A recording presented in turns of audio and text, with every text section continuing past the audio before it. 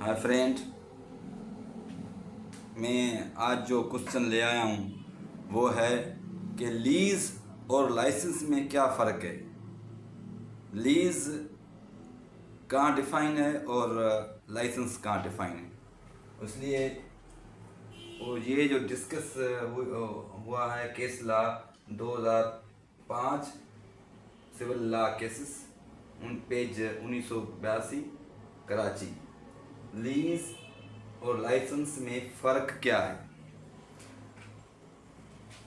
Lease जो है section 105 of transfer of property act में डिफाइन हुआ है। लीज का मतलब है कि किसी को प्रॉपर्टी देना और उस बंदे को का उस प्रॉपर्टी में इंटरेस्ट हो और उसको पोजीशन हवाले कर देना।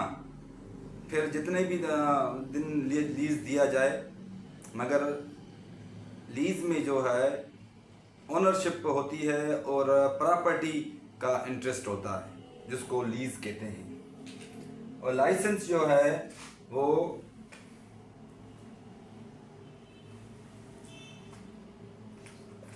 52 सेक्शन ऑफ ईजमेंट एक्ट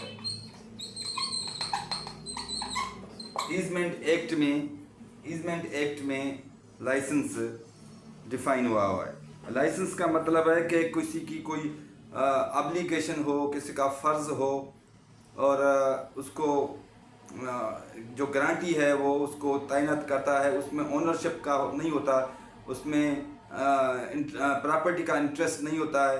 वो रेवोकेबल है, कभी भी वो लाइसेंस ख़त्म कर सकता है और उसकी ज़िम्मेदारी जो होती है चंद दिन के लिए, उस ज़िम्मेदारी को वो कबूल करता है और उसके लिए काम करता है, मगर इसमें प्रॉपर्टी का दखल नहीं होता। लाइसेंस एक जिसको कहते हैं कि प्लेश्योर